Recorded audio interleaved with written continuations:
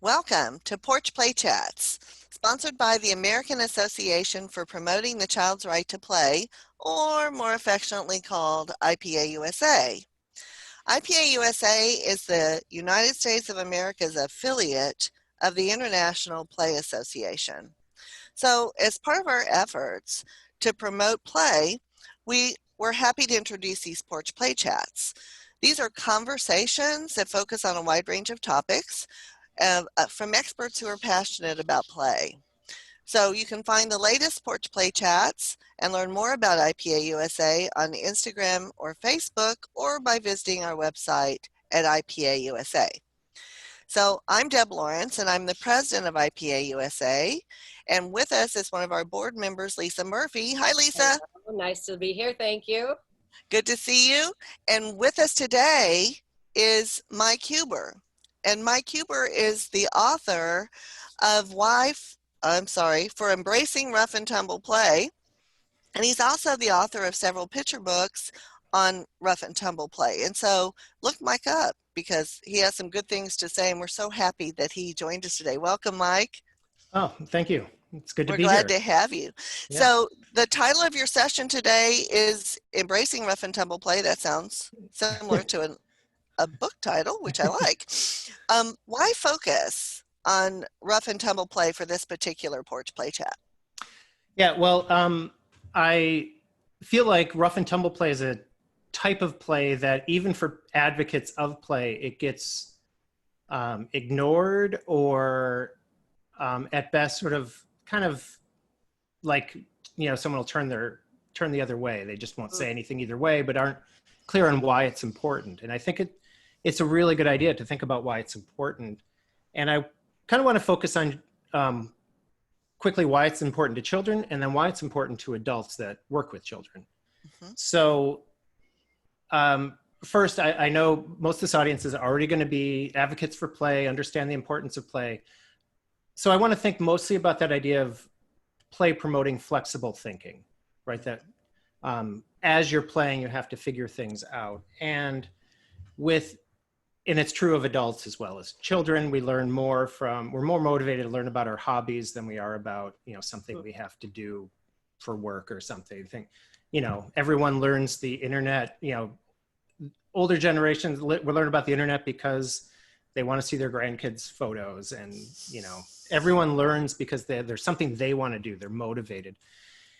But with young children, I would say that young children think through their bodies, right? More so than adults. I mean, everyone does to some degree. We think by listening, by talking, by tasting, by touching. But young children obviously do that even more, especially when you think of infants. It's literally just physically interacting with the world around them. Mm-hmm. But I think that's true as children get a little older, even when they get words, because I think adults want to automatically jump as soon as they can talk. Okay, they think like us. And I don't think that's true. And I don't think most people do, really. But what that means to a child is when they're playing with water outside and it drips on the dirt and they watch it make these little trails, what they don't need is an adult to come over and say, oh, look at that, that's water cohesion. That's why it's staying together, and it's gravity. That's why it's flowing that way, and, all of that, and blah, blah, blah, blah, blah.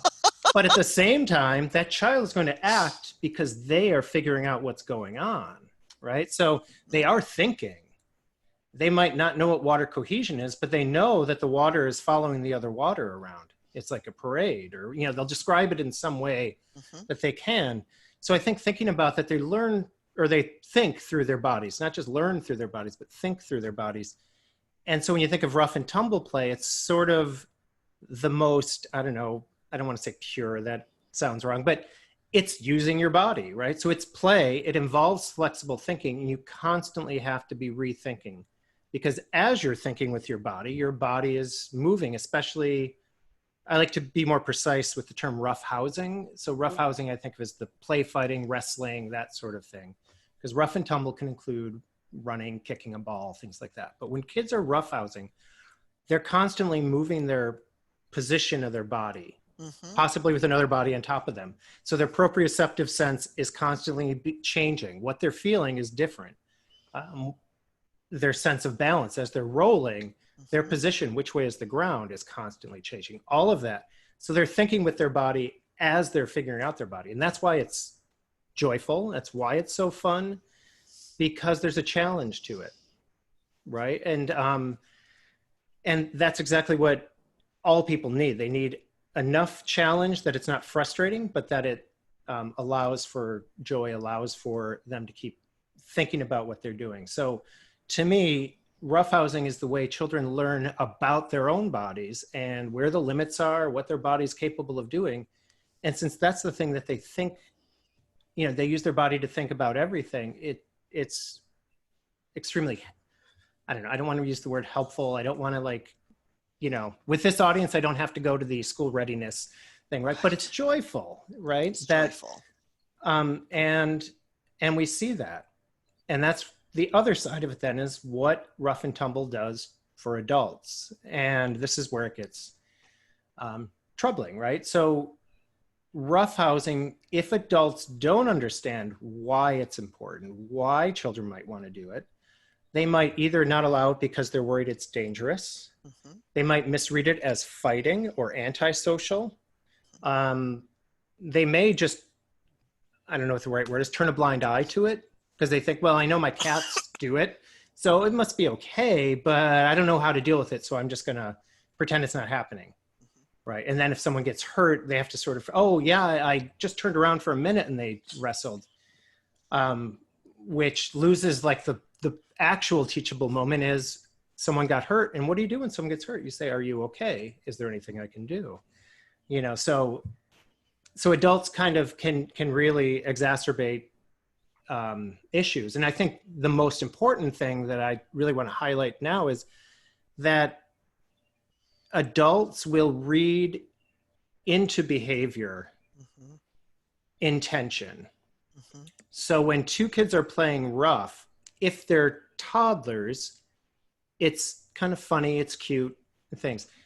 As they become preschoolers, if a child is big, then it's going to be read as aggression. Mm-hmm. If a child's a boy, it's probably going to be read as defiance in some way, because, oh, we don't play that way here. Mm-hmm. That's not okay.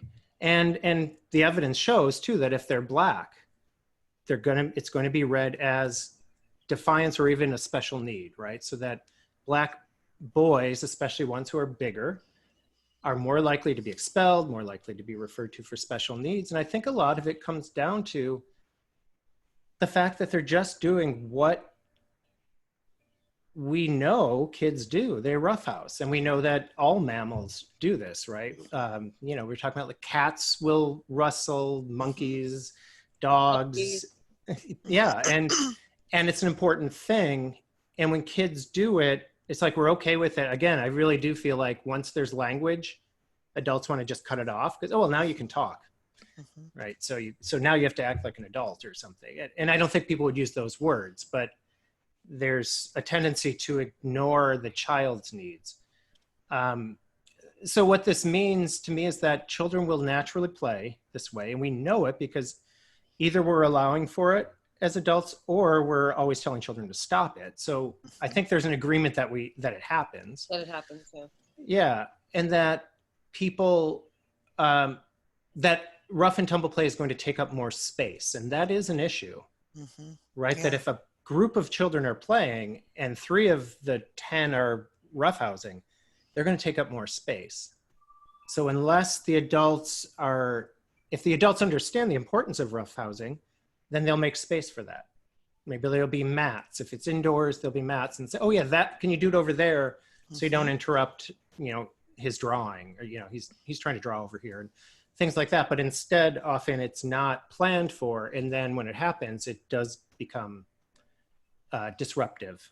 So really, I think it's important because children think through their bodies, and then if adults don't understand it, that's when the problems arise, and it doesn't become that joyful, flexible. Well, it's still flexible thinking because then the kids are trying to figure out how to do it without the adults seeing it. They're not watching. Without seeing. Yeah. No, nothing to see here. Move right along. Yeah. So, Right. so Mike, what I'm hearing and what I find is a parallel with this Hmm. is that, people say, oh, children need to learn English, right? They need Right. to learn English and they need to, instead of honoring the home language, right? Right. But Yeah. then when they get into later elementary, middle, or secondary, oh, now they need to take Spanish or they need to take French or they need to take German. Hmm. The same thing sort of happens to me is similar. The children are learning where their bodies are in space, right? When they're Yep. roughhousing, they're learning sort of how to control their body so that it's not hurtful to other people, but it's Right. fun and joyful. And then, but we don't accept it when they're little, right? But Right. boy, we want them to be in wrestling. Right. Or We other want them to sports. Right. other sports, go play football, Right. get on the hockey league, Yep. and so, which is, I mean, really, honestly, Yeah. tumble play. Right. And I actually thought, it's even more, not just the big rough stuff too. I remember my dentist was working on me and I was watching her hand as she would move tools so precisely. And so, you could tell she was thinking with her hand, right? Hmm. Or that's the way Hmm. it appeared. And, the way motor development happens, it starts from the trunk, and Hmm. moves out. Hmm. So under the age of 6, they really have to be moving all the time with their whole bodies, using their whole bodies, if they're ever going to have that precision to work on my teeth. And I want the dentist to be exact when they're working, Please, right? Yeah. please. So thinking about that, and it's interesting you brought up language because I actually had done a proposal for a book to look at it as language and kind of use that metaphor Yeah.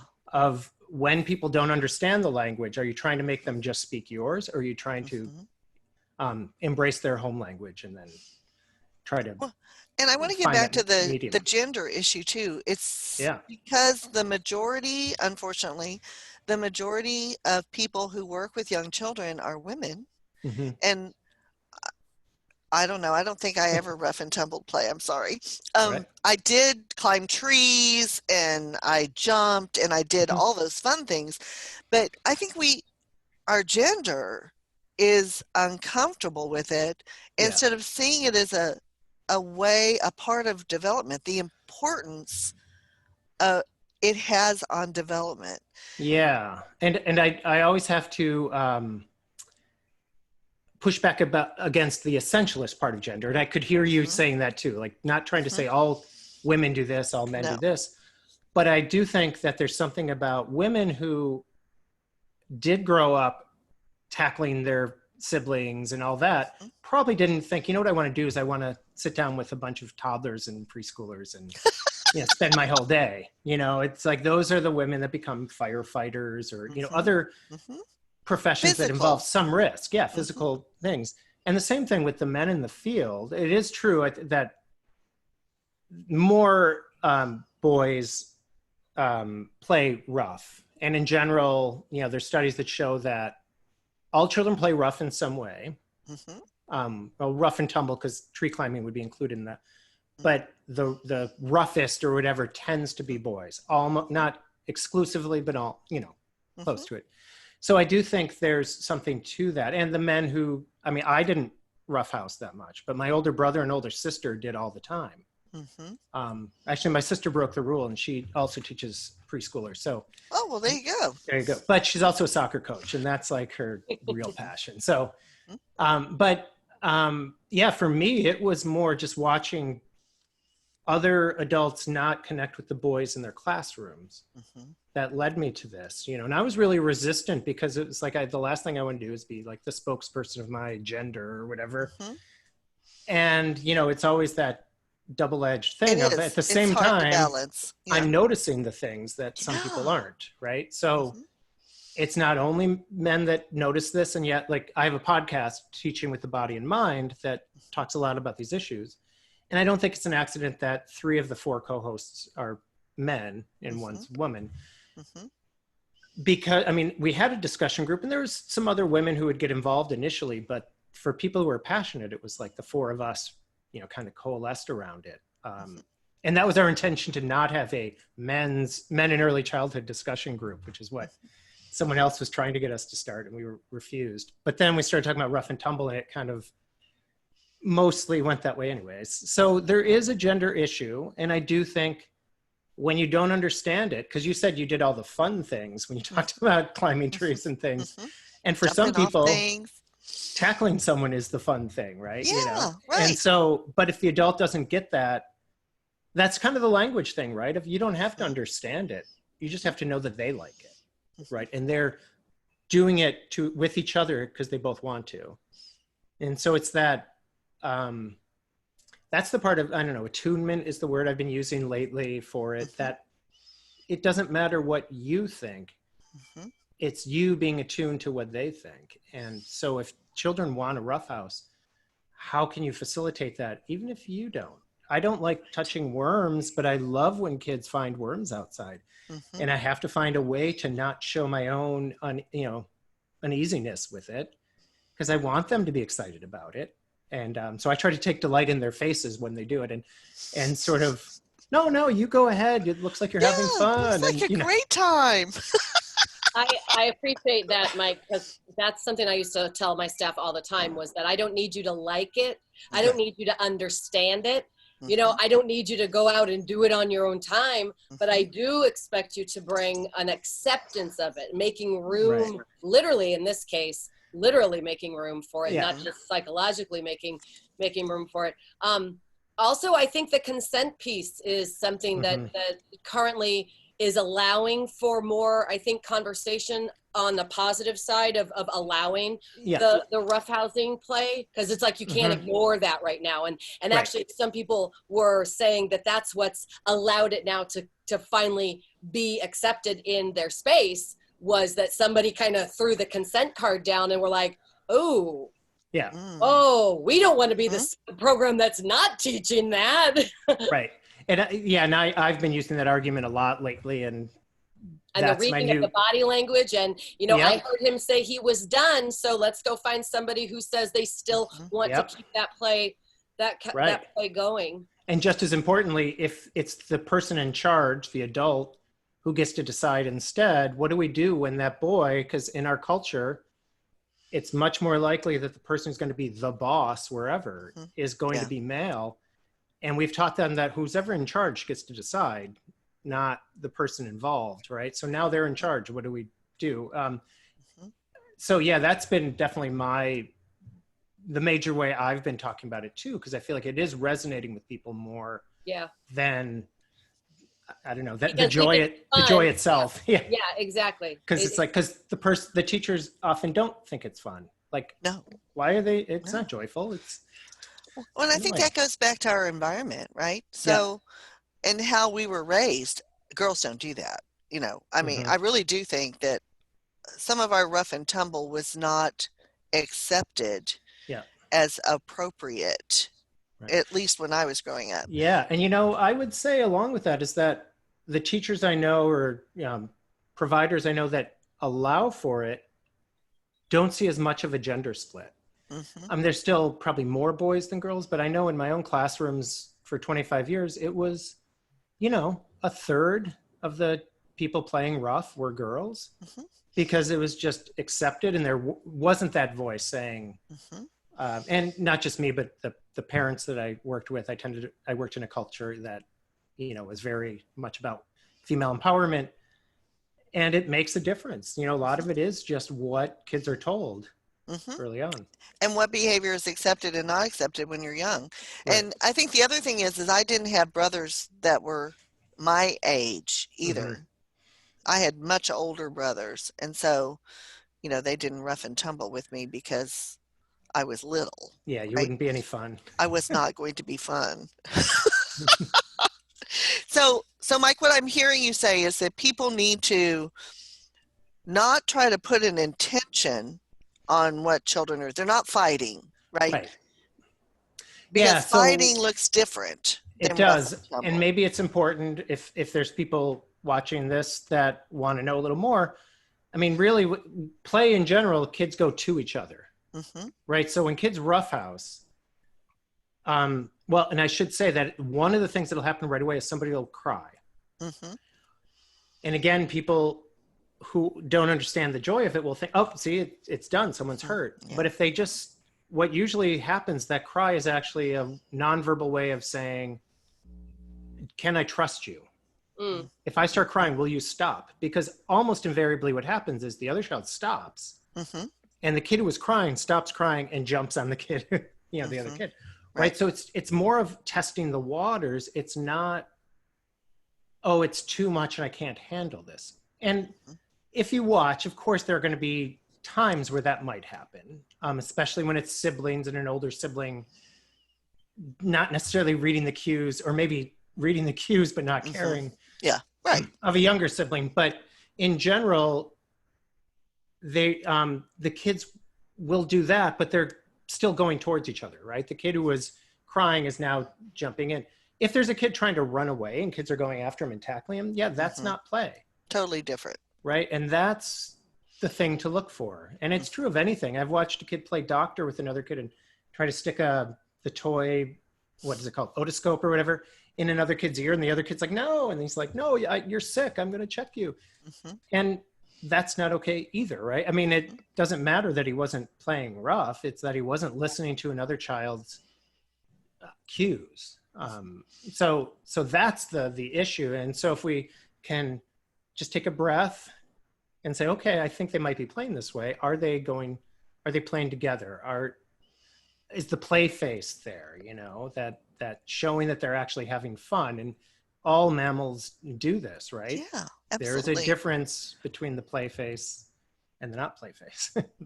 I find it very helpful when you lift it out of the moral department. If we're able to find a connection with the person that we're speaking to.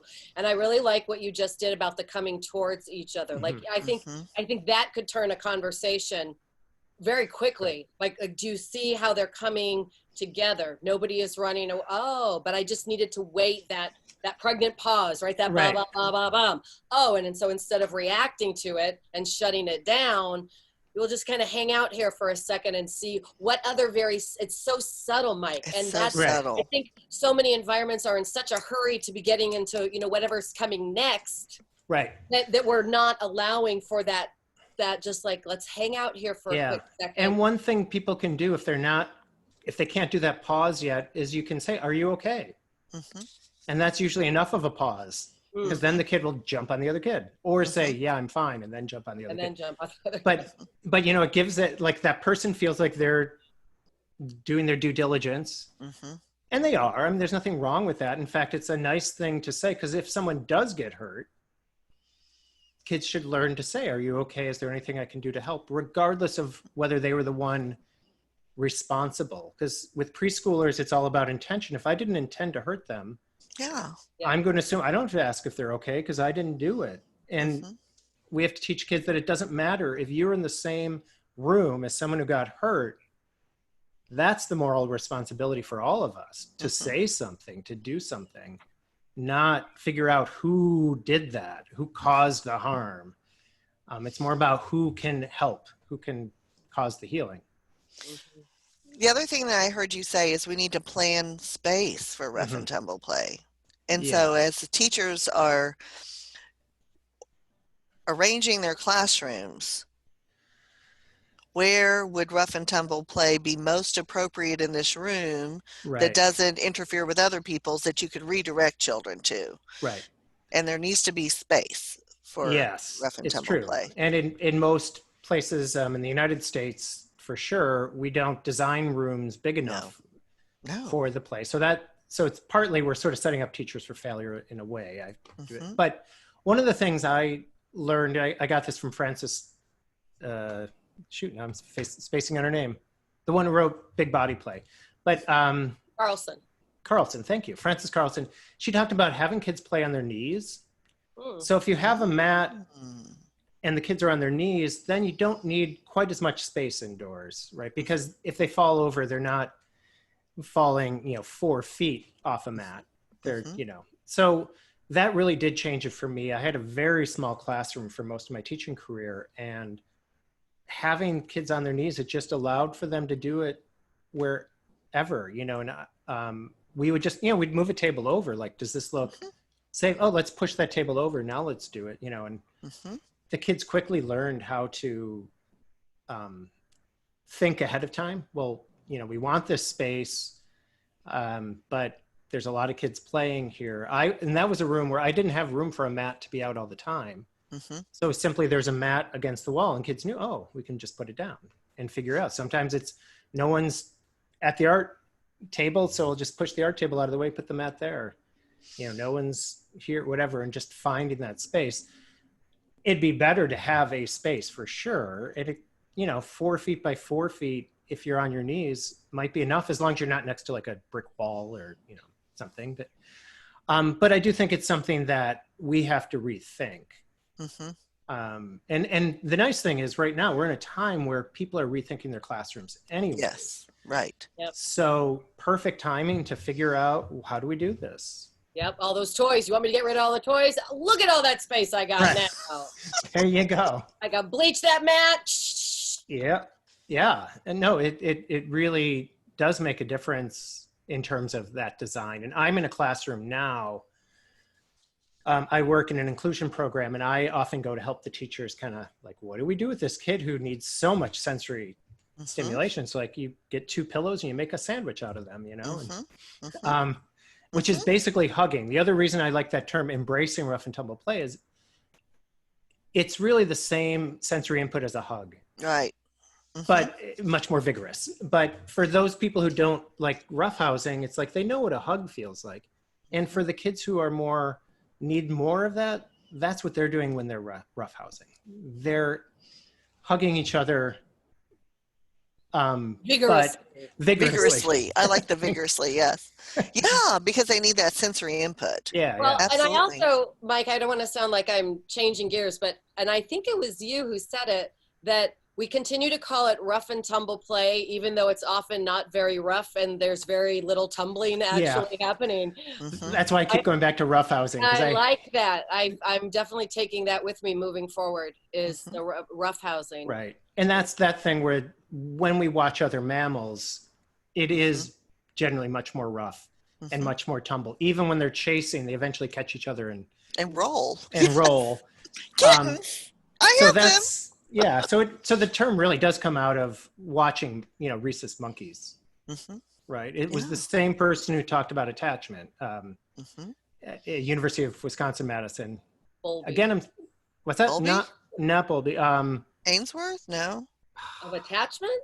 Attachment. And not attachment. The one about the wire monkey, the rhesus monkey with the wire. Oh, yes. Sorry, God, I shouldn't have said yes. attachment. I should have, but that theory that like thriving involves touch, right? And so he also is the one who's like, and roughhousing seems to be, rough and tumble seems to be part of that. We're recording this in the morning.